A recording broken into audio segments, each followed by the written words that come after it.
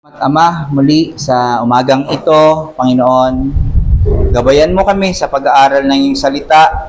Nawa, pagpalain mo rin itong mensahe na ito, katulad ng pagpapala mo sa amin last week, Panginoon, at nawa ay makatulong sa amin, mag-rebuke sa amin, Panginoon, at nawa mag-transform sa amin. At lalong-lalo na, ito ay maghatid sa amin sa tunay na pagsamba sa iyo sa katotohanan at sa Espiritu. Maraming salamat sa iyo sa pangalan ng inyong anak na si Jesus. Amen. Okay, so magandang umaga. Happy Lord's Day sa lahat. Nag-isolate lecture sermon muna tayo ngayon, no, sa 1 Samuel 13, 1-14. At ating title ng sermon ngayon, The Man After God's Own Heart. Actually, ang title ko talaga dyan ay Foolish Heart dahil ito ay pertaining talaga kay Saul. Pero dahil baka, sinabi ko na lang dito, hindi na sa poster. Pero maganda talaga, The Man After God's Own Heart. Makikita natin kung sino ito mamaya. So, bear with me dahil ibang format natin ng sermon ngayon at nawa ito ay bless ng ating Panginoon. Sabi sa last sermon natin, kung naalala nyo sa Romans 8:27, that God searches the hearts of the believers. Walang ibang nakakaalam sa puso natin kundi ang ating Diyos. Meaning, bilang omniscient, siya ay all-knowing sa lahat ng bagay. Alam niya ang bawat nasa puso ng kanyang mga anak at even sa mga wala sa kanya. Alam niya ang bawat motibo, alam niya ang lahat ng plano at ibig sabihin lang nito, wala tayong maitatago sa kanya. Kahit seemingly napakaganda sa labas, pero kung ito ay punong-puno ng bitterness sa loob, makikita yan ng ating Panginoon. Sabi nga ni Pablo, kaya ganoon na lang yung kanyang pag-urge sa atin sa 1 Corinthians 10:31, so whether you eat or drink or whatever you do, do all to the glory of God. Kasi alam niya na pag wala ang pagpapaalala ng mga ganito na katotohanan, kahit pa Christians may tendency na yumabang, magkaroon ng pride. Depende sa sariling kakayahan. Depende sa pwede nilang maisip kasi na kaya ko nang kontrolin ang mga bagay-bagay. Alam nyo, na very connected dito sa ating, hindi pa kasi ako ready do sa Romans 8:28 kasi sobrang peak nun, pero hinahanda natin yung puso natin na mag-guard natin sa pagiging prideful. Kasi sa sobrang ganda ng ibibigay ng Panginoon sa atin, sa mga plano niya sa atin, pwedeng maisip natin, kaya ko na magkasala kasi alam ko na yung mga doctrine na ito. So, hindi. Lagi nating titignan na tayo ay kailangan bumalik sa pag-rebuke sa atin ng Panginoon ng kanyang salita para lagi tayong manatili na tayo ay sumamba sa Kanya ng may kababaang loob. Kaya ito yung tatalakayin natin. Kung gaano ka-unpleasing sa Diyos pag ang isang puso ay prideful. Ito nga ay foolish heart. Di ba ito yung naging problema ni Lucifer? Na kaya siya pinatalsik sa kalangitan dahil sa kanyang prideful na puso.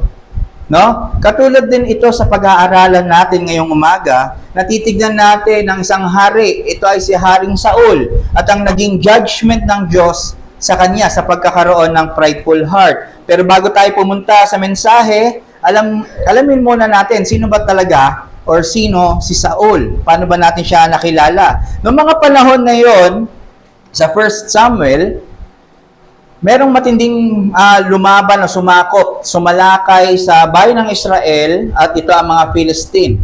Okay? So, naalala nyo, dito si Goliath, pero wala pa si David.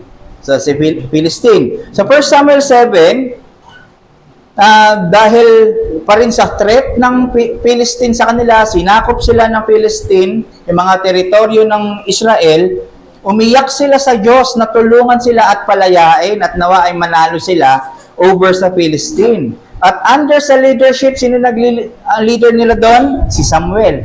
Samuel, hindi hari. Sinabi niya sa Israel na alisin niyo yung inyong Diyos-Diyosan. Umalis kayo sa idolatry. Huwag kayong sumamba sa mga bagay na yan at ang inyong sambahin lang ay ang tunay at nag-iisang Diyos. At sa kapangyarihan ng Diyos, nung ginawa nga nila yon sa kapangyarihan ng Diyos, ginran sila na sa kanilang hinihinging tulong, na victory, at na-overcome na nila ang mga Philistine, na-recover, na-restore muli nila ang mga nasakop ng Philistine na mga teritoryo sa kanilang lugar. So sa 1 Samuel 8, chapter 8 na, dahil sa katandaan na ni Samuel, tumanda na syempre.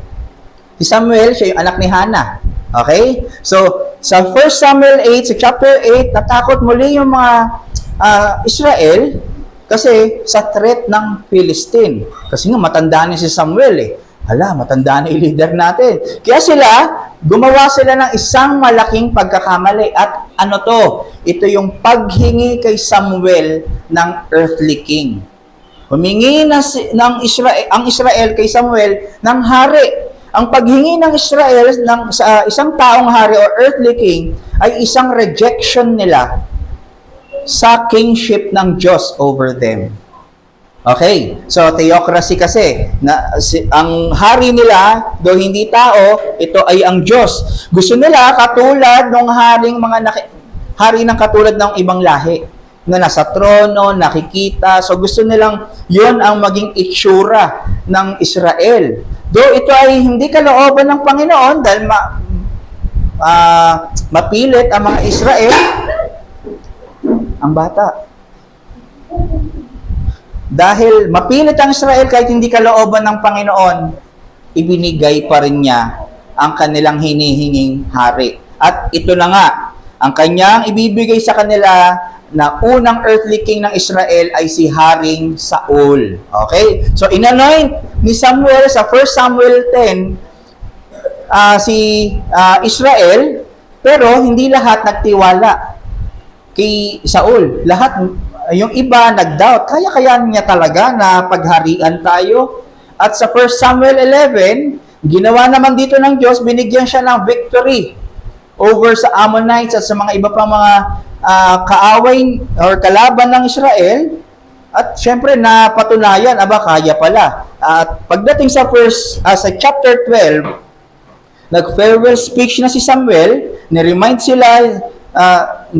niya ang Israel ng covenant promise ng Panginoon sa kanila, at dito rin nagkaroon ng reaffirmation ng pagiging hari ni Saul sa kanila. So nakita niyo po yung timeline, no? Nag-doubt ang mga Israel sa kanilang hiningi, na-grant ng panalo ng Diyos ang Israel sa pamumuno ni Saul. Pagdating sa 12, sila ay nagkaroon ng kumpiyansa, ni-reaffirm na yung paghahari ni Saul sa kanilang bayan. At dito na nga tayo sa chapter 13. Ito yung ating pag-uusapan. Na dito, makaka-reflect tayo kasi i-expose ng Panginoon ang puso ni Saul.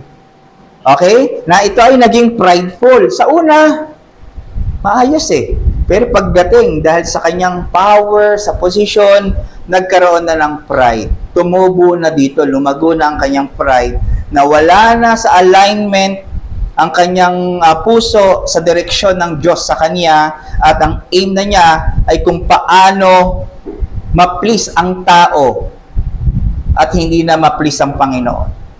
Okay? Dahil sa kanyang prideful na heart, ang kanyang sinusunod na ay yung tao na. Okay? Kung ano na yung parang yung mas ino-honor na niya yung kanyang posisyon kaysa sa posisyon ng Diyos sa kanyang buhay.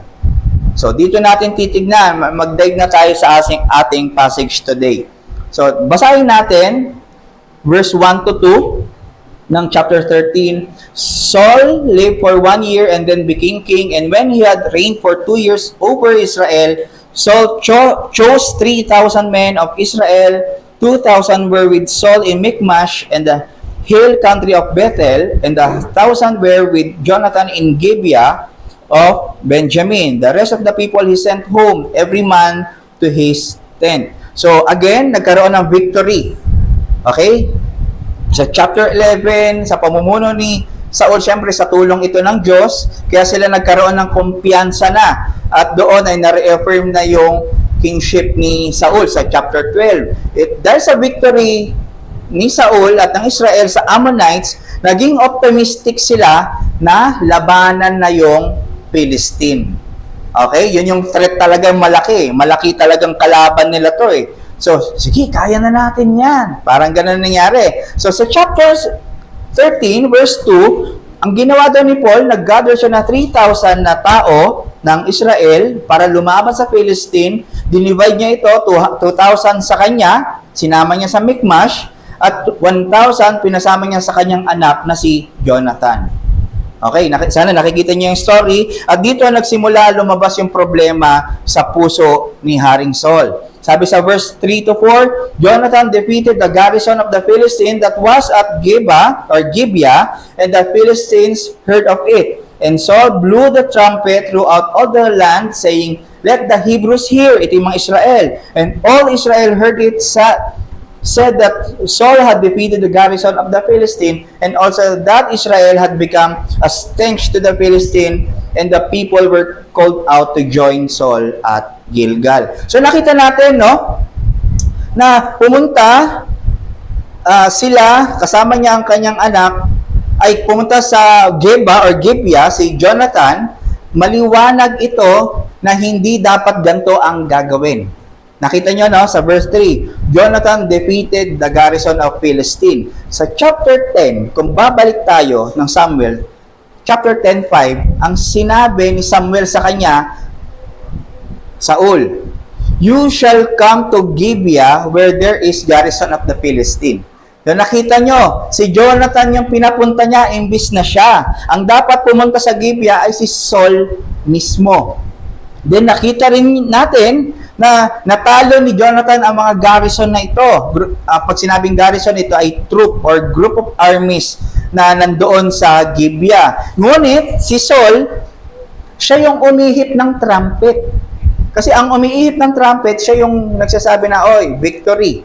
Ang nakapatay, si Jonathan, ang umihip ng trumpet, si Saul, at ibig sabihin, kinilala ng Israel na ang nakapatay sa garrison ay si Saul. Sino yung nakapatay? Si Jonathan. So, ito yung sinasabi. Verse 4, Saul had defeated the garrison of Philistine. Anong first offense na nakita na natin dito? Saul did not sought the Lord before they attacked the garrison. Nung nagplano sila, hindi sila lumapit at nag-seek ng protection, nanalangin sa Panginoon. So, tayo mga kapatid, how many times did we make a big decision without praying? Di ba? Misa, sasabak na agad tayo sa problema, sabak tayo, gagawa tayo ng malalaking desisyon pero hindi tayo nananalangin agad. Ilang beses tayong nag-act without asking God's wisdom and protection? Most of the time. At lahat tayo guilty rito. Guilty tayo dito. At kadalasan, hindi na tayo humingi ng guidance at tulong sa Panginoon kasi akala natin, kaya na natin. Ang akala natin, maganda yung naiisip na natin kaysa sa sundin pa ang sinasabi ng Diyos. Ay, masyado namang hindi naman relevant yan, practical. Ito, alam kong mas mag-work ito. Kaya kadalasan, ang prayer na lang natin sa Panginoon, saving Him for last, na pag nagkawindang-windang na yung mga bagay, ay Lord, tulungan mo ako. Ganito nangyayari sa Israel. Pag sila ay nagplano, wala sa Diyos, sila ay nagsumasamba sa Diyos-Diyosan, pag sila na ay nasa gipit na sitwasyon, doon na lang sila tatawag sa Panginoon. Kadalasan tayo to eh. Kadalasan tayo to. Second offense, hindi sinunod ni Saul precisely ang utos niya, utos ni Samuel sa kanya. Ang nakita dapat, ang pumunta doon sa Gibeah ay siya, hindi si Jonathan. Pero, dahil para hindi mawala ang glory sa kanya ng Israel, siya ang umihip ng trumpet at siya ang kinilala na pumatay sa mga garrison sa trivia. So, tayo rin, di ba? Nagko-commit tayo ng pagkuha ng glory, pag-agaw ng glory, lalo na sa glory na dapat sa Panginoon. May minsan nadadala tayo, ay, effective naman yung ginawa ko, thanks to me. Diba? Minsan nagagawa natin, akala natin, tayo lang ang gumawa nun, pero hindi na natin nakikita yung likod, nakapangyarihan, sino yung nasa sa atin, na nag-desire at nag-enable sa atin ng mga victory na to over sin, ang Panginoong Hesukristo. So verse 5, and the Philistines mustered to fight Israel 30,000 chariots and 6,000 horsemen, and troops like the sand on the seashore in multitude. They came up and encamped in Michmash to the east of Bethaven. So dito, narinig natin na nung narinig ng Philistine na namatay yung garrison do sa Gibeah, okay, so Philistine yun yung mga troop na pinatay ni Jonathan, naggalit sila sa Israel. Kaya nag-assemble sila ng atake agad sa Israel. Nag-gather sila ng 30,000 chariots. Sa atin kalesa yung itsura, pero sa kanila yun yung yung itsura, no? Tapos may 6,000 horsemen at sindami ng buhangin. Yung mga army na aatake sa Israel, at ang intention talaga dito ng Philistine ay talagang lipulin o i-wash out ang Israel. Sabi mo 3,000 lang yung mga tao o army na yon. Compared dito, 30,000 doon pa lang sa chariots. Okay? Verse 6 to 7. When the men of Israel saw that they were in troubles, for the people were hard pressed, the people hid themselves in caves and in holes and in rocks and in tombs and in cisterns, and some Hebrews crossed the fords of the Jordan to the land of God and Gilead. Saul was still at Gilgal, and all the people followed him trembling. So dahil sa takot ng Israel, sila ay nag-scatter. Hindi ito yung nilalaro ng na nag-scatter. Sila ay nagkanya-kanya, nagkawatak-watak sila dahil parating yung panganib. Nagkanya-kanya sila, kung saan-saan sila nagtago. Nagtago sa kuweba, nagtago sa hukay, nagtago sa libingan, tumawid sa Jordan. At ang mga naiwan kay Saul na mga army pa, nagtitremble to sa takot. Dahil ito ay hindi nila na-anticipate na ganito ang magiging reaksyon ng Philistine sa kanila. Kaya talaga ang kanilang reaksyon ay masindak at mangamba. Pero sabi ni Samuel sa 1 Samuel 12:24, ano sabi? Only fear the Lord and serve Him faithfully with all your heart, for consider what great things He had done for you, but if you still do wickedly, you shall be swept away, both you and your king. Ang sabi ni Samuel, okay, ito na ang inyong hari, di ba, na-reaffirm si Saul. Only fear the Lord. Ang katakutan nyo lang ay ang Diyos, at mag-serve kayo sa Kanya faithfully sa Panginoon. So again, as people of God, wala silang ibang katatakutan dapat kundi ang Diyos, at kailangan nilang maging faithful sa pagsunod. Nakita nyo ba kung paano natakot kanina dito sa verse 6 to 7 ng mga tao? Kitang-kita na hindi nila nauunawaan kung gaano kalakas ang puwersa, ang kapangyarihan ng Diyos na nasa likod nila, nakasama nila. Dahil sa dami ng kanilang nakikita, natatakot tayo na silang lumaban. So anong warning? Pag sila ay natakot sa iba at nag-serve sa iba, sila ay mapapahamak kasama ang hari nila. Pero dahil wala pa rin silang pagtawag sa Diyos, walang paghingi ng guidance, walang tulong at wisdom, talagang mamumuo ang fear at anxiety. So nakita ba natin mga kapatid? Kaya pala tayo natatakot, may anxiety, may pangamba, dahil hindi natin ginagawa yung sabi sa atin ng Diyos na humingi ng tulong sa Kanya, na siya lang ang dapat pagkatiwalaan, na tayo ay mag-remain faithful sa Kanya at mag-trust sa Kanya. Kasi pag tumingin tayo sa paligid, matatakot tayo sa dami nating problema. Paano pa kaya ako makaka-forward nito? Paano pa kaya ako masusustain nito? Kaya nag-e-end up tayo sa mga kanya-kanyang mga diskarte. Dahil walang wisdom ng Panginoon sa atin. Nag-act tayo, nag-respond tayo sa mga situation driven lang sa feelings at sariling judgment natin. Dahil pakiramdam natin, yun ang tama. Hindi sa pagtindig ng salita tindig sa salita ng Panginoon. Kaya ang ending, di tayo prepared sa mga consequences na pwedeng mangyari. Then nakita natin, natakot tayo sa malaking problema, gumawa tayo, nag-respond tayo ng kasalanan. Siyempre may consequence yun. Patong-patong na ang nangyayari. At talagang mapupunta tayo sa anxiety, takot. Sabi sa verse 8 to 10, he waited 7 days, the time appointed by Samuel, but Samuel did not come to Gilgal. And the people were scattering from him. Hindi ulit yung scatter, no? So Saul said, bring the burnt offering here to me and the peace of offerings. And he offered the burnt offering. As soon as he had finished offering the burnt offering, behold, Samuel came. And Saul went out to meet him and greet him. Samuel said, what you have done. Dito makikita natin yung offense na naman ni Paul kasi ma-appreciate natin to pag binasa natin yung first Samuel chapter 10. Doon nag-prophesy si Samuel, hintayin mo ako doon ng 7 araw at sa ika-7 araw darating ako doon. Ako ang sa-sacrifice sa altar. Pero dahil hindi dumating si Samuel pero nainip si Saul, siya na yung nag-take over ng pag-aalay. Hindi siya late kasi after, nasa 7th day pa rin eh. Nakita nyo, nasa 7th day pa rin. So, late siya doon sa pag-alay ni Samuel, ni Saul, pero dahil nga siya ay takot na, kailangan niya na tong gawin. So, he took matters in his own hands. Siya na yung nagplano. Nakikita natin, itong disobedience na ito ay dahil sa pride.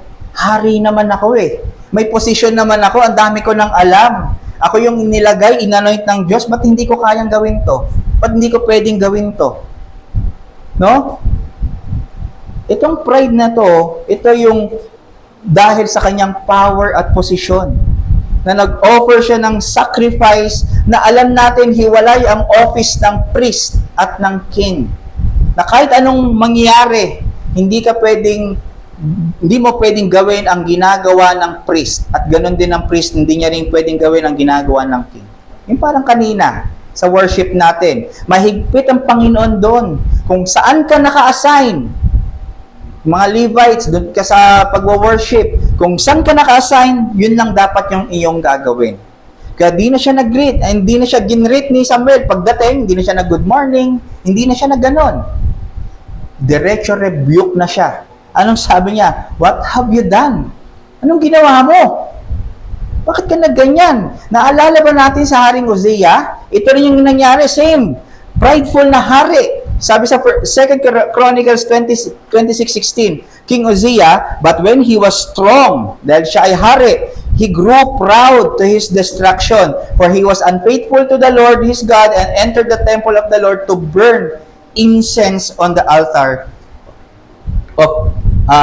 of incense. So pagpapakita rito na yung posisyon ni Uzziah, yun yung naging pride niya at walang tanong-tanong, walang advice, siya na yung nag-burn offering sa ating Panginoon. At dito, sabi ni King Azariah kay Uzziah, nirebuke siya. It is not for you. Di ba sabi ni Samuel, what have you done? Sabi ni Azariah, it is not for you, Uzziah, to burn incense to the Lord, but for the priest, the sons of Aaron, who are consecrated to burn incense. Go out of the sanctuary, for you have done wrong, and it will bring you honor from the Lord God. So, nagalit si Uzziah. Dahil hari siya, ba't ako pinapagalitan? Kaya ko rin gawin yon. So, imbes na mag-repent si Uzziah, nagalit siya sa priest at doon, nung pagkagalit niyang yon, ano nangyari? May mga tumubong ketong sa kanyang muka at sa buong katawan. Siya ay pinalabas sa templo at naging ketongin siya habang siya ay buhay. Until his last breath, siya ay ketongin. Ibig sabihin ng ketong yung sakit sa balat. At syempre, alam natin na ang ketongin ay hinihiwalay sa mga tao. So isolated siya, linagyan pa siya ng sumpa sa balat hanggang siya ay mamatay. grabe ang judgment ng Panginoon sa kanya. At katulad ni King Uzziah, si Saul, may narinig ba tayong repentance? Wala. Di ba? Nagalit siya, si Uzziah. Nagalit siya sa mga priest. Ba't niyo ako pinapagalitan? Ito naman ang nangyaring response ni Saul sa 11 to 12. And Saul said, "When I saw that the people were scattering from me, and why that you did not come within the days appointed, and that the Philistines had mustered at Michmash, I said, now the Philistines will come down against me at Gilgal, and I have not sought the favor of the Lord. So I forced myself, napilitan pa nga ako, pinilit kay sarili ko, and offered the burnt offering." Nakita niyo po, ang offense naman dito ni Saul ay blaming others to cover his sin. Palusot, para makatakas sa kanyang mga kasalanan. Anong reason? Tatlo ang naging reason niya para ginawa niyang pang-blame sa iba. Una, binblame niya. Kasi yung mga kalaban parating na. O, di ba? Isipin mo, parang tama naman na siya na yung mag-burn Ano pa? Ang tribes, nawawala na, nag-scatter na. Nagkanya-kanya na, nagkawatak-watak na. Pangalawang reason, ano pa yung isang pang-blame niya? Si Samuel kasi. Ikaw kasi Samuel Hindi ka pumunta sa oras. So maraming stand dito mga Bible scholars kung talagang dumating ba si Samuel ng late o nasa oras. Pero regardless kung siya ay dumating o hindi pa rin siya pwedeng mag-burn ng offering doon. Kasi walang sinabi na pag hindi ako nakapunta, i-burn mo yung altar. Walang sinabing ganon. Okay? So nakita nyo yung normative principle doon. Hindi naman sinabi pero ginawa niya. So regardless sa situation, kailangan tumugon pa rin tayo sa obedience. So katulad ni King Uzziah, imbes na mag-repent si Saul, he remained prideful by blaming others na kaya ko lang naman nagawa to, pinuwersa ko lang yung sarili ko kasi itong mga to Sila may external factors kaya ako nakakapag-commit ng kasalanan. Tayo mga kapatid, how many times na sinasalungat natin ang salita ng Diyos willfully? Pag andyan na yung consequence sa pag-commit natin ng sin, nagbe-blame na tayo sa iba. Kaya naman ako nagalit lang ng ganun kasi yun yung ginawa niya sa akin Kaya naman ako nakapag-commit ng adultery kasi ganun din yung ginagawa ng mga kaibigan ko Kaya naman ako nakapag-compromise dahil natakot ako, baka tuksuhin ako, mawala ako sa trabaho, mawala ako ng kaibigan. Kaya nag-compromise na lang ako. Hindi ko sinunod ang salita ng Panginoon. Alam niyo po, pag ganito ang ating heart, ito ay isang larawan ng isang prideful na puso sa harapan ng Diyos. Isang foolishness sa harapan ng Diyos. Kaya sabi nga ni Samuel kay Saul, verse 13, "You have done foolishly." Ano meron si Saul? Foolish heart. "You have not kept the command of the Lord your God with which He commanded you, for then the Lord would have established your kingdom over Israel forever." Isang foolishness ang ginawa ni Saul kasi di niya sinunod ang utos ng Diyos. Kung alam niya lang kung ano yung blessing, kung alam niya lang kung ano yung gagawing pag-establish sa kanya ng Diyos. Pero, huli na ang lahat. Nakakommit na siya ng disobedience. At sa verse 14, titignan natin ang judgment ng Diyos sa kanya. "But now, your kingdom will not continue. The Lord has sought out a man after His own heart, and the Lord has commanded him to be prince over His people, because you have not kept what the Lord commanded you." Kaya ang parusa ng Diyos kay Saul, pagputol sa kingship ni Saul, na binigay lamang din ng Diyos. Hindi niya to in-earn. Binigay ng Diyos sa kanya. Ngayon, forfeited na, hindi na pwedeng ipagpatuloy dahil sa kanyang kinumit na sin. And still, wala pa rin tayong nabasa kay Saul na repentance. Nakita ba natin? Wala pa rin pagsisisi. Prideful heart. So ang tanong, siya ba ang man of God's own heart? Malinaw na hindi. Saul did not sought God. Hindi siya after sa puso ng Diyos, sa kalooban o pagsunod sa ating Panginoon. Saul trusted his own plan, hindi sa plano ng Diyos. Saul is a man after man's heart, hindi God's heart. His heart is after the people to please them. He became prideful because of his position and power. Nag-rely na siya sa capability niya, hindi sa power ng Diyos. Bine-blame na niya ang enemies, ang tribe, at si Samuel. At Saul lost his confidence that led to lost his courage, that led to panic, that led to fear. Okay? So, yung pagkawala ng confidence niya ay nag-lead sa kanya para mawala na yung courage niya at mag-panic siya at siya ay matakot. Kaya, sa sovereign will ng Diyos, ang kingship na binigay niya kay Saul ay ibinibigay niya sa susunod na hari. Ang ganda ng sinabi, no? The Lord has sought out a man after his own heart, and the Lord has commanded him to be prince. Commanded him. Lumabas na ba yung pangalan ni David? Hindi pa. Pero commanded him. Sino kaya to? Sino kaya to? Yes, ito ay si David. Siya yung susunod na hari. Chapter 16, ipapakilala na ni Samuel ang paglilipatan ng kingship na kinuha kay Saul at ito ay kay David. Compared kay King Saul, si King David ay may pusong hinahanap ang kalooban ng Diyos. Sa pagpaslang niya kay Goliath, iyon ay attributed sa kapangyarihan ng Diyos, hindi sa kapangyarihan niya. Sa Psalm 1, delighted si David sa utos at salita ng Diyos, hindi katulad ni Saul. Sa Psalm 23, ang confidence niya sa Panginoon ay parang isang pastol, hindi sa kanyang sarili, hindi katulad ng kay Saul. Psalms 24, na-recognize niya ang Diyos na makapangyarihan, hindi ang kanyang sarili, na katulad ni Saul. Sa Psalms 28, ang tiwala niya sa Diyos, hindi siya natatakot sa kalaban niya.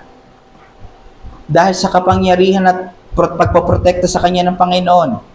At sa Psalms 51, nung nag-commit siya ng adultery kay Bathsheba, siya ay nag-repent sa Diyos. Nakita natin ang response ni Saul sa pag-rebuke sa kasalanan ng Diyos sa kanya. Ang ginawa niya ay nag-blame ng iba. Unlike kay David, ang kanyang response ay repentance. So si David, ang sinasabi ni Samuel, na a man after God's own heart, pero prophetically. Kasi sinasabi kanina, no, commanded, inutos na, nangyari na. Dahil alam nating makasalanan si David, hindi pa nag-exist si David na as king, hindi niya kayang linisin ang kasalanan ng Israel. So prophetically, ang sinasabi ni Samuel dito, na yes, i-appoint niya si David, pero ito ay magtuturo at panggagalingan ng ultimate king. Imbis na a man after God's own heart, the man after God's own heart. Si David ay isang type lang. Siya ang nagpo-foreshadow sa maghahari sa bayan ng Diyos na maglilinis ng kanilang kasalanan, at ito, siya ay walang iba kundi si Jesus Christ. Nakita natin, ang tinatanggihan ng Israel ay si Jesus na maghahari sa kanila. Ang hinanap nila isang prideful heart na dinala sila sa threat. Dinala sila sa panganib, sa kamatayan. Sinasabi lang dito as part of the covenant ng Diyos, kay David manggagaling ang tagapagligtas na si Jesus. Nasusunod na maigi, perfectly, at nasa puso lang ang kanyang, nasa puso niya ang pagsunod sa kalooban ng Diyos. So, man after God's own heart. Ibig sabihin, sa kanya napiplease ang Diyos, very well pleased ang Diyos, at ang kanyang gagawin ay to please God. Laging hinahanap ang kalooban ng Panginoon. So ano makikita natin dito sa mensahe na ito? Una, there is no little disobedience to God. Walang maliit na disobedience sa Diyos. Hindi niya to ite-tolerate. Yan ay i-expose niya at merong parusang kapalit o parusa.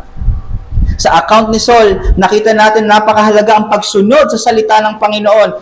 Isang posture ng puso ay para magawa ang pagsunod na ito ay isang pagiging humble sa harap ng Diyos. Hindi mo to pwedeng magawa ng prideful ang puso mo.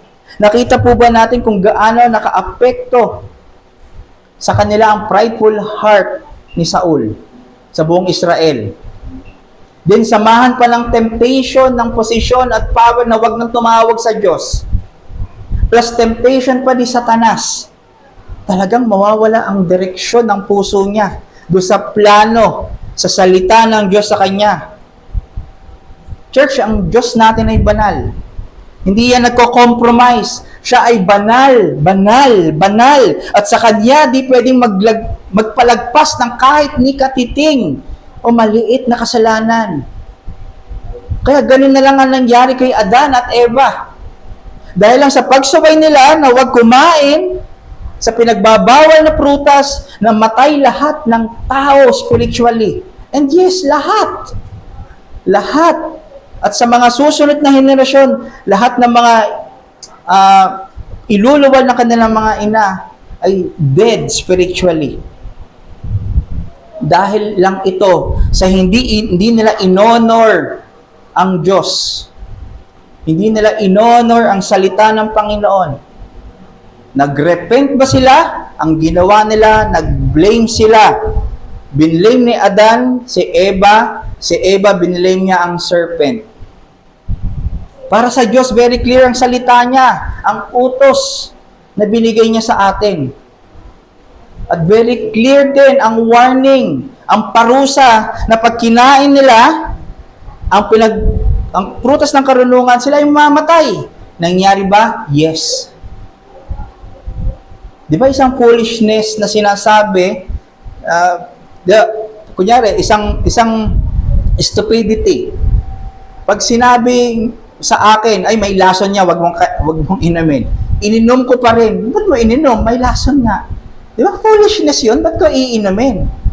So, ganon yung nangyari kay Adan at kay Saul. Ang punto, disobedience is foolishness to God. Pag hindi tayo sumusunod sa salita ng Panginoon, foolish yan sa harap ng Panginoon. Kasi para di tayo pahamak eh. Kailangan nating sumunod sa kanyang kalooban. Dahil yung purpose niya sa atin ay sumunod sa kanya para hindi tayo mapahamak. God wants obedience and expects obedience from us. Kaya nga tayo binigyan ng bagong spirit. Kaya tayo in-regenerate at binigyan ng bagong pusong buhay. Kaya no excuse could justify disobedience to the Lord. Kahit anong excuse mo, kahit ang pangit ng sitwasyon mo, hindi yan excuse sa Panginoon. Naalala ko kahapon, sabi sa akin ng bayaw ko, kasi bawal nga ako kumain, dapat mag-intake ng sugar. Sabi niya, pag nag-intake ka ng prutas, may sugar pa rin yon. Hindi naman madedetect ng puso, ay ng pancreas natin, ng tiyan natin, uy, sugar to ng candy, ay sugar to ng prutas. Hindi, madedetect niya lang, sugar yon. At mag-aano siya ng insulin. So, ganun ang Panginoon. Hindi niya madedetect kung ano ang excuse mo, kasi hindi yun excuse sa Kanya. Maliwanag, ito ang dapat na kalooban, ito ang warning ko sa iyo. Pwedeng mag-stop ka sa ministry, pwede kang mag-stop sa iyong ginagawa, sa in-entrust sa iyo. At yun nga ang nangyari. Hindi KJ ang Diyos. Ina-establish niya tayo through His Word. Kaya nga sabi sa Psalms 119:105, your Word is lamp to my feet and a light to my path. Proverbs 6:23, for the commandment is a lamp and the teaching a light and the reproofs of discipline are the way of life. So very foolish na hindi natin gamitin ang kanyang salita sa madilim na mundo na to. Sino ba naman ang nag-brown out na punong-puno ka na ng mga flashlight dyan at fully charged at di mo ginamit, nagluluto ka pa? Diba? Wise pag ikaw ay gumamit ng ilaw, ganun din tayo. Nasa madilim tayong mundo. Kaya kailangan natin ng liwanag at ito ang kanyang salita. Ito yung tinatrabaho sa atin, sa sanctification ng Panginoon, na kailangan nating i-reject. Na anything, na makita natin anything good sa atin alone, ay yan ay masama sa Kanya. Stupidity ang mangyayari at kalalabasan lang lahat ng ating gagawin. So nakita natin yung kwento ni Saul. Parang kay Samuel, foolishness ni Saul, no? Para kay Samuel, ang foolishness ni Saul ay isang unwise behavior. Nakikita nyo ba yung prinsipyo na ito? Sinabi ni Christ ito sa Matthew 7:24-27, na ang isang tao na nakikinig at ginagawa yung kanyang naririnig ay isang dinescribe niya as a wise man na nagtatayo ng bahay sa isang bato, ng isang matibay na pundasyon. Dumaan yung pagsubok, nagkaroon ng disaster, nanatiling matibay ito dahil siya ay nakapundasyon sa pangako at promises ng Panginoon, at ito ay si Jesus Christ, the rock of our salvation. Dinescribe niya naman yung isang foolish man na itong tao na to yung nakikinig pero hindi ginagawa yung kanyang naririnig.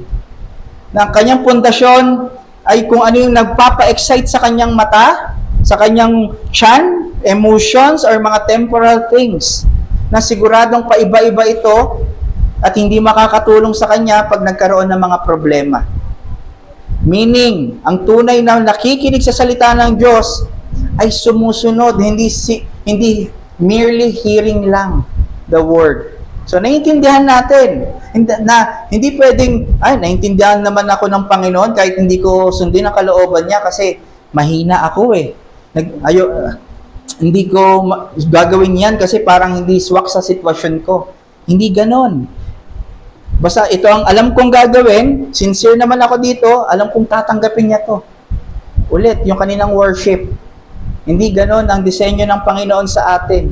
Kung ano ang kanya sinabi, yun lang yung dapat nating gawin at sundin. Kasi kung hindi, mapapahamak tayo.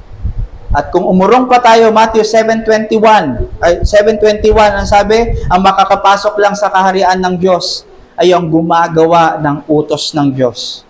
Ang nag-o-honor ng utos ng Diyos. Kaya huwag tayong makampante na matawag tayong Christians. Huwag tayong makampante na maging members tayo ng Reformed Church na ito. Dapat meron tayong pagsunod sa Diyos, sa Kanyang salita, lest hindi tayo makapasok sa kaharian.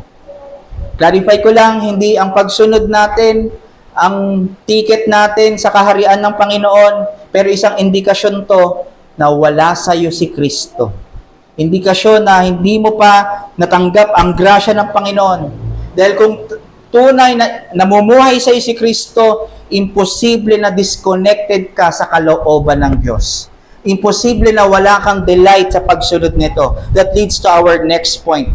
There is no little commandment to Christ. Una, there is no little disobedience to God. Ngayon, there is no little commandment to Christ. Since nabubuhay sa atin si Kristo, ang magiging desire na natin ay ang desire niyang sumunod sa kalooban ng Diyos. Di ba, nung siya ay nandito sa mundo, walang maliit na kautusan ang hindi niya ginawa. Lahat ng kalooban ng Diyos, sinunod niya. Nung bata siya, nakinig siya, nag-aral siya, hindi siya nag-alibay, bata pa ako. 30 years old mo naman ako gagamitin, doon ko pa lang sila makikilala, di ba? Yung mga disciples. Baka pwedeng mamuhay ako as single. Hindi niya inisip yun. Hindi niya ginawang alibay na siya ay wala pa sa tamang edad. Walang tamang edad sa Panginoon. Hindi niya rin naging alibay na Diyos naman na ako, okay lang na partial lang yung obedience ko. Kasi alam ko naman na lahat yan eh. Hindi. Ginawa pa rin niya from the smallest detail ang will at plano ng Diyos sa kanya. Sinunod niya ni Kristo ang lahat ng sinabi sa kanya at mga gagawin niya.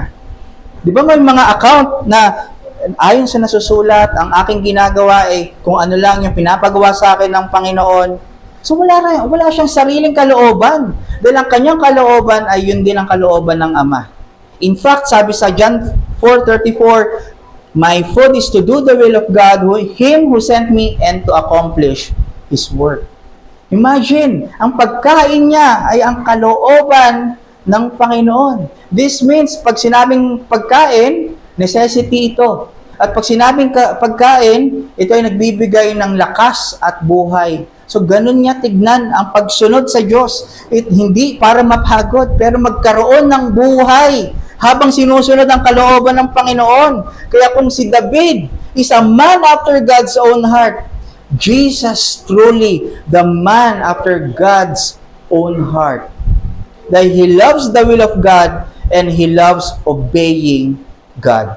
Kaya no wonder na ang Ama ay very well pleased sa Kanya. At ang anak, si Kristo, ay very well pleased to do the will of His Father, of the Father. Ang punto, perfect obedience to God is accomplished by Christ alone. Siya lang ang nakagawa ng perfect na pagsunod. Until sa kanyang kamatayan, ang kanyang susundin ay ang kalooban ng Panginoon. Na-prophesy ito sa Isaiah 53:10. Yet it was the will of the Lord to crush him. He has put him to grief. Isang hard pill to swallow. Yes, it is God and His Father. It is will na mag-suffer ang kanyang anak. And this is His will na mag-suffer ang kanyang anak para sa kanyang mga ililigtas. At kalooban din ni Kristo ang mag-suffer para sa kanyang bride. Para sa ating church. Hindi siya katulad ni Saul, na pagdating sa mundo, nagkaroon na siya ng ibang gagawin. Okay na yung napagplanuhan namin, ito na yung aking gusto ngayon. Hindi siya nagkaroon ng sariling agenda. Nag-stick siya sa plano. Isipin niyo yung plano, wala pang creation. Nag-stick siya sa plano. Hindi siya nag-power trip. Na Diyos ako, sundin niyo ako. Hindi. Hindi katulad ni Saul, na talagang dahil sa kanyang kapangyarihan, nagkaroon ng pride. In fact, tinago pa nga ni Paul yung kanyang kapangyarihan ng pagiging Diyos, na natiling humble para mag-serve sa Ama at mag-serve sa church. Na sa bawat gagawin niya, ang hinahanap niya lagi ang kalooban ng Panginoon. Siya ay nananalangin, he sought God every day, sa kanyang salita, at laging may devotion at meditation, nakikipag-commune siya. He honors the commandment of God and delight. And his delight is to follow His commandments. Hindi siya naging double-minded. Dahil mahirap ang sitwasyon na ang plano sa kanya ay kamatayan. Dahil alam natin, itong kamatayan niya sa krus, itong act na ito ay para ma-reconcile ang makasalanan sa Diyos. Kung hindi mangyayari itong kalooban ng Ama na ito, walang salvation. Tayo ay straight pa rin sa hell. Walang pag-asa, walang kabuluhan ang buhay natin. Pero pag submit ni Jesus Christ sa kalooban na ito, na siya ay dapat mamatay para sa kasalanan ng mga makasalanan, nagkaroon ng saysay ang buhay natin na nananampalataya sa kanyang ginawa. Tayo ay naging malaya na gawin ang purpose ng Diyos sa atin. Na-enjoy na natin ngayon ng salvation blessings na hindi naman natin naintindihan. Bakit ako magsisimba ng linggo? Labaday ito. Ba't ako magsisimba ng linggo? Ito naman ay mall day ko o date day. Hindi. Pero dahil naunawaan na natin itong blessing na ito na makapahinga sa Kanya, na-enjoy na natin to. What a Savior we have, mga kapatid, na worthy na ibigay natin ang pananampalataya sa Kanya, na worthy na siyang maging pundasyon ng ating buhay. Dahil hindi siya natinag, hindi siya natakot sa pagsubok, na worthy na sundin na natin siya sa kanyang mga utos, dahil napagtagumpayan niya ang mga tukso. ni Satanas. And since He is in us, partaker tayo ng pagiging man after God's own heart. Isipin niyo yun, tayo rin. Since tayo ay children of God, please na rin sa atin ang Ama through Jesus Christ. Dahil as if tayo ay di nagreklamo sa utos ng Diyos. Dahil as if di tayo nag-disobey, hindi tayo sumulungat sa salita ng Panginoon. As if very sincere tayo na sundin ng Diyos. As if we honor every day and we sought God all the time sa mga actions natin. Isipin nyo, dahil ito sa ginawa ni Kristo, ito ay by virtue of our union with Him. So as His children, we are His children after His own heart. We have to exercise this, mga kapatid. We have to work out this. Itong blessing na ito. Kaya ang challenge naman sa atin as His children after His own heart, una, surrender your will in obedience to God. God requires us to remain faithful regardless sa circumstances. As Christians, sa kalooban ng Diyos lang tayo tumitingin sa purpose niya. Pero kinikilala ba natin na ginagawa natin ito? Huwag tayong matakot, mga kapatid, sa mga sirkumstansya. Seemingly masakit, seemingly mahirap. Pero magtiwala tayo sa Panginoon. Ang sabi niya, kasama natin siya, i-overcome niya ang bawat battle natin kung tayo ay humingi ng tulong sa Kanya. Kaysa gumawa pa tayo ng kasalanan, sabi, no matter what, nasa paghihirap man tayo, we are to serve Him pa rin.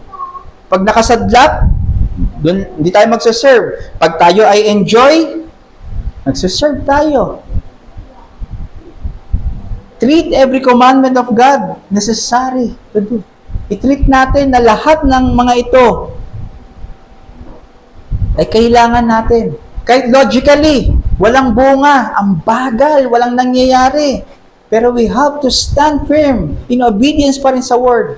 Di ba si Saul, parang ang tagal ni Samuel. So sa atin, parang ang tagal ng paglago ko, ang tagal ng aking mga petitions. Pero stand firm sa obedience ng Panginoon. Wait! I-glorify mo ang Panginoon. Sought after His Word. Sought Him through prayers. Kasi ang problema, like Saul, we allow our egos and self-centeredness to control our thoughts and actions. Ito yung kinikitil natin, itong pride na ito. Dahil ito yung dapat nating tanggalin dahil hindi ito pleasing sa Diyos eh. God is more concerned with obedience to His will than any type of worship or praise. Nakita ba natin? Obedience is greater than sacrifice. Kahit ikaw ay magpakasunod dyan, kung hindi naman yan inutos ng Diyos, papakahirap ka lang sa Kanya. Hindi mapapagtakpan kung gaano ka nagsuserve sa Kanya, kung anong i-offer mo sa Kanya. Kung yan naman ay disobedience, contrary sa Kanyang salita. Reject the sin of pride and ask God to help you. Kaya Kanya dinalagay sa ground zero para humingi ka naman ng tulong sa Kanya. Sincerely. Magtiwala sa pamamagitan ng pagsunod. Dahil ang tunay na believer ay after sa puso ng Diyos, hindi yung ano nangyayari sa akin. Pero ano ba yung gustong mangyari sa akin ng Diyos?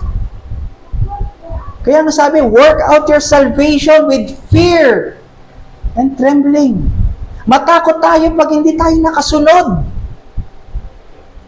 sa Panginoon. Kaya ang tinuturo sa atin, mag-rely tayo sa Kanya kahit sa anong sitwasyon. Huwag tayong mag-rely sa mga sarili nating conviction. Makita natin na ang obedience ay mahalaga kaysa sa mga offering na yan or service na pwede natin gawin, mga ministry na yan. Kahit sincere pa yan, yan ay hindi align sa Diyos, foolishness yan sa Kanyang mata. Kaya we have to humble ourselves sa kanyang kalooban. Number 2, encourage our brethren through obedience to God. Challenge sa atin, we have to submit, surrender our will sa obedience. At pangalawa, encourage our brethren through obedience to God. Ang problema, like Saul, we put our brethren at risk because of our disobedience. Alam niyo po ba yon? Hindi tayo minsan aware, no? Pag tayo hindi sumusunod sa Panginoon, nakaka-influence tayo. Ay, ba't siya nagganon? Kala ko, strict tayo sa salita. Pero ba't siya nineneglect niya ang gathering? Ay, ba't di naman siya sumusunod sa Panginoon? Nagiging bad example tayo sa kapatid. Nangyayari, nakokopya tayo ng kapatid, nagko-compromise na rin sila.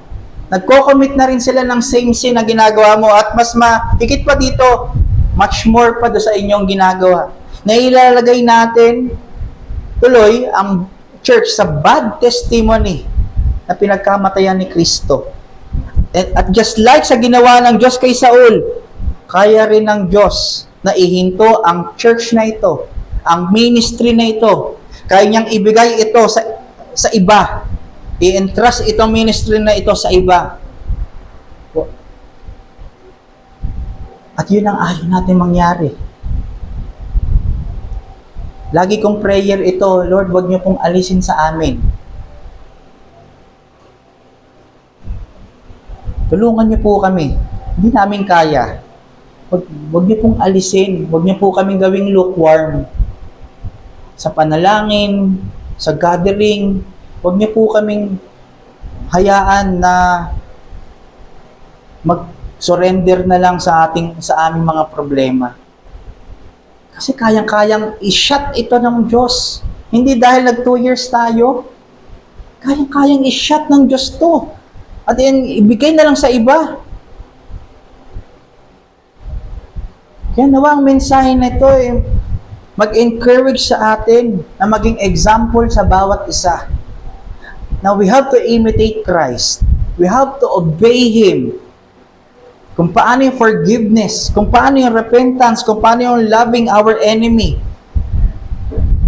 Mag-example tayo sa bawat isa. We have to help everyone na sundin ang kalooban ng Diyos at di mag-compromise. Magtulungan tayo na wag lumabag sa katotohanan, sa salita ng Diyos. Ano ang promise ng Lord? I-bless tayo, hindi sa material. I-establish ang ating character. Mas marami pa ang mga makakarinig ng gospel, mas maraming magpupuri sa Kanya.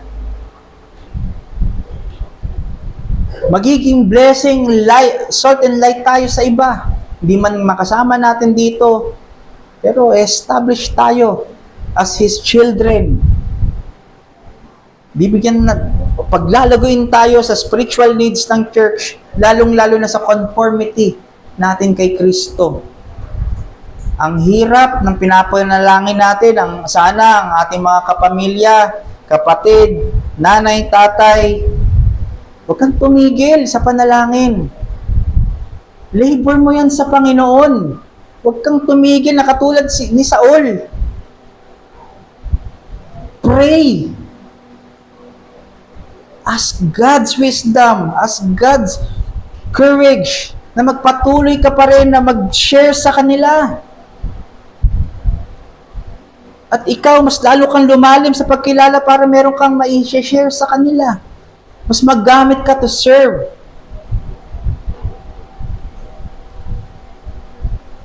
At to teach the truth and the gospel. Magtulungan tayo, church. Mas lalo pa tayong uminit, lumalim sa Kanya. Hindi natin to kahayang maging mainit tayo sa pagsaserve ng walang paglalim sa Kanyang salita. Nakita natin kung saan tayo dinedirect ng Panginoon. Nasundin at maging faithful kahit nahihirapan na tayo, kahit may kahit napapahiya na tayo. Natatakot tayong mapahiya. Mahal na natin yung ego natin, yung pride natin.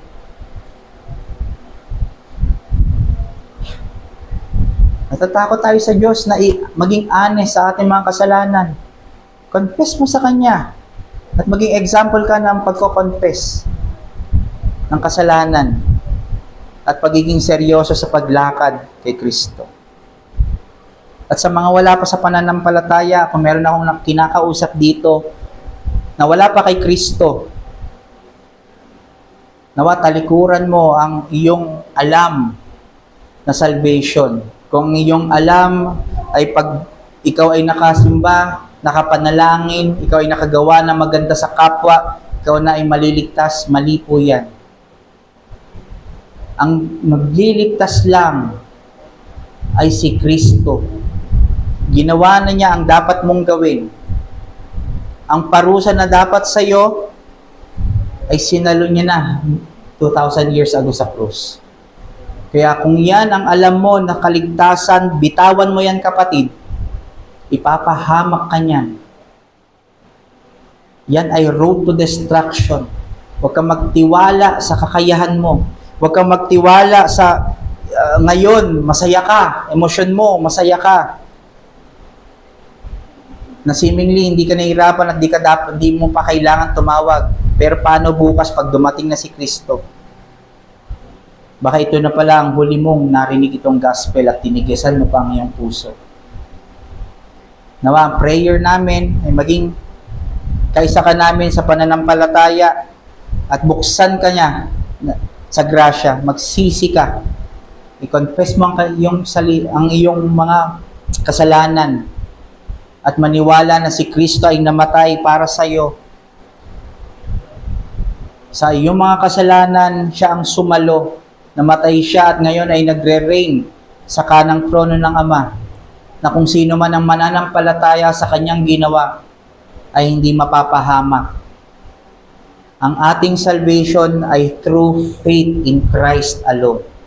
Hindi sa ating kayang gawin, hindi sa pagiging mabait natin, hindi sa kagalingan natin sa pagsunod, pero ito ay sa ginawa ni Kristo, sa paniniwala na sa ginawa ni Kristo sa krus ng Kalbaryo. Kaya kung ikaw ay manampalataya at magsisi sa ating Panginoon.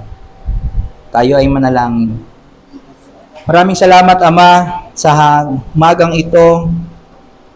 Naway convict mo kami sa aming mga narinig, mga members ngayon na nakarinig ng mensahe. Nawa ay patuloy na kami ay matransform, ma-rebuke, ma-confess namin ang mga kasalanan, ma-confess namin ang malalaking mga puso namin, mga prideful hearts namin, na nagtitiwala sa kakayahan namin, sa capabilities namin, Panginoon. Nakakalimutan namin na ito na po pala ay ginawa na ng inyong anak na si Kristo at kailangan lamang kaming tumindig sa pananampalataya sa Kanya. Nawa ay, Panginoon, bigyan mo kami ng lakas para sundin ito.